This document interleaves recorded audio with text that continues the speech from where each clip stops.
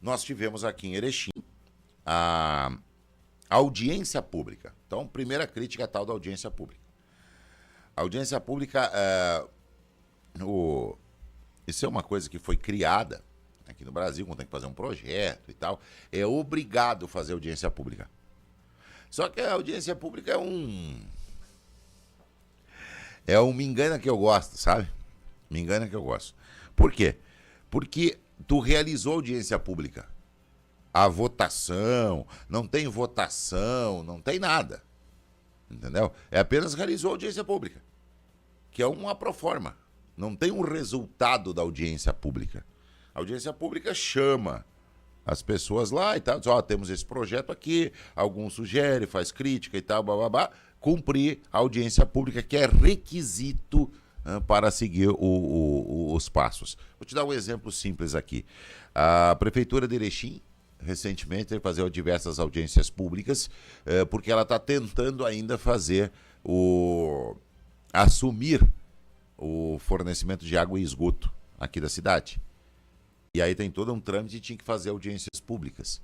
Quando lançou o edital, uma das questões, não foi feita audiência pública. Tem que fazer audiência pública e tal. Mas não tem votação, não tem nada. Tem que dizer que tem, comprovar que teve e a festa continua. Então é uma enganação.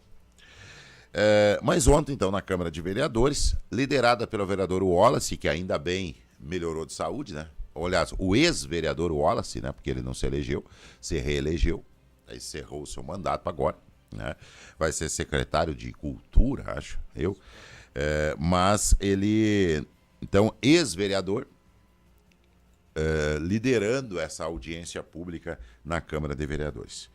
E vieram junto com eles o secretário de políticas públicas, de parcerias e tal do governo do estado, que veio aqui para explicar o projeto, o deputado Paparico Bach, que depois vou fazer um parênteses para falar do deputado Paparico Bach, que parece que foi o único, em termos de político, a levantar a voz e discutir algumas coisas. Veio a deputada Nadine, que é aqui de Getúlio Vargas, a chamada delegada Nadine, que é aqui de Getúlio Vargas, que veio aqui para defender o governo. Tivemos o presidente da FAMURS, que é aqui de Barra do Rio Azul, que também agora, dia 31, vai ser ex-prefeito de Barra do Rio Azul. Presidente da FAMURS, que vieram aqui para defender o projeto. Alguns empresários, tinha lá vereadores que vão assumir agora em janeiro, vereadores que foram reeleitos, secretários municipais, prefeitos da região, que estavam lá nessa audiência pública. E empresários. E também vai ter um capítulo especial para o presidente da CIE, Darlan Dalla Rosa.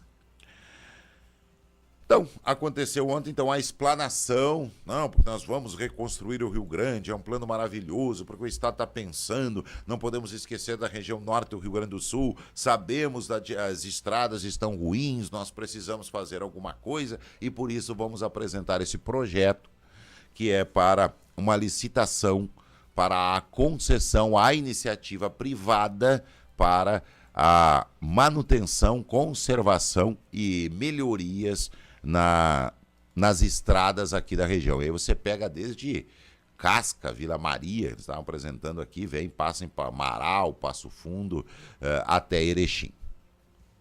Ótimo, beleza, precisamos mesmo. Só que o modelo do governo do estado, que está apresentando, é o seguinte: passa para a iniciativa privada, a iniciativa privada paga pedágio, cobra pedágio para fazer as obras. Então, na realidade, o governo do estado está dizendo assim: eu sou incompetente, incapaz, não tenho dinheiro para fazer a estrada. Sei que precisa, mas eu não tenho dinheiro. Então vamos fazer o seguinte: eu vou passar essa conta para você, usuário, vai pagar essa conta, né, da incompetência do estado. Eu não sou contra pedágio. Eu sei que a iniciativa privada faz melhor e mais rápido. Faz melhor e mais rápido.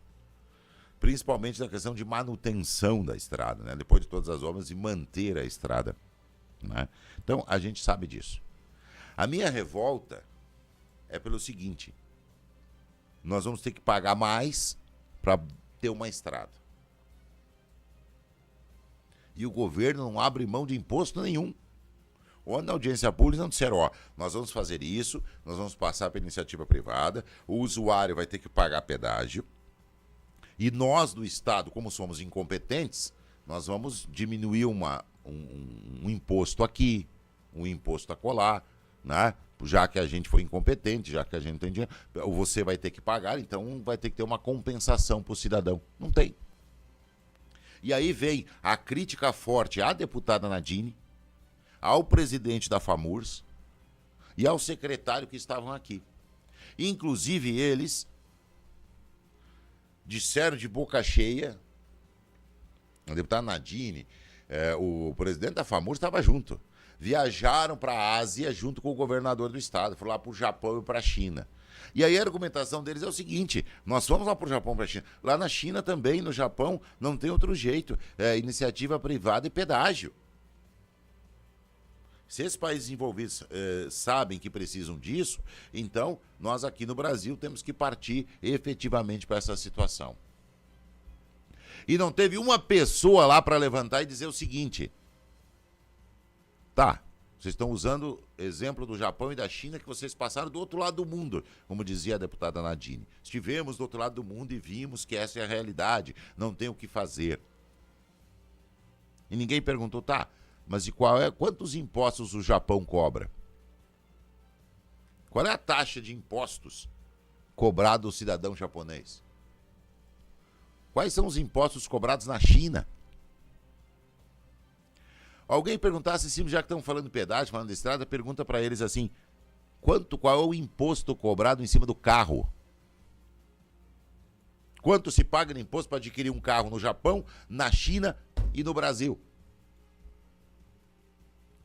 Lá na China e no Japão, eles cobram alguma espécie de IPVA, que depois que você compra o carro, que você paga os impostos para comprar o carro, você ainda todo ano tem que pagar um imposto em cima do carro. Eles têm algum tipo de imposto assim lá, no Japão e na China? Então você quer comparar uma coisa que não dá para comparar, e ninguém pergunta, ninguém fala. Porque estivemos do outro lado do mundo e vimos que é assim. Eles estiveram lá do lado do mundo, então eles viram que é pedágio, beleza, não tem solução. Mas agora vamos ver assim, qual é o imposto que o japonês paga no carro? Qual é o imposto que o japonês paga no pneu do carro? Quanto que ele paga de imposto para essas situações? Essa é a pergunta. Me responde, me respondam.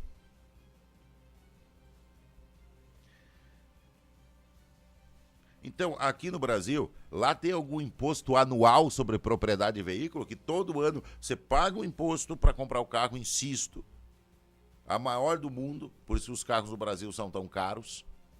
Aí você paga imposto sobre o combustível, a maior taxa de impostos sobre combustíveis do mundo, aqui no Brasil, contando o ICMS do Estado. Aí você paga impostos sobre o pneu, sobre todas as peças que você precisa repor no seu carro para dar manutenção para ele, e o governo te cobra todo ano um imposto.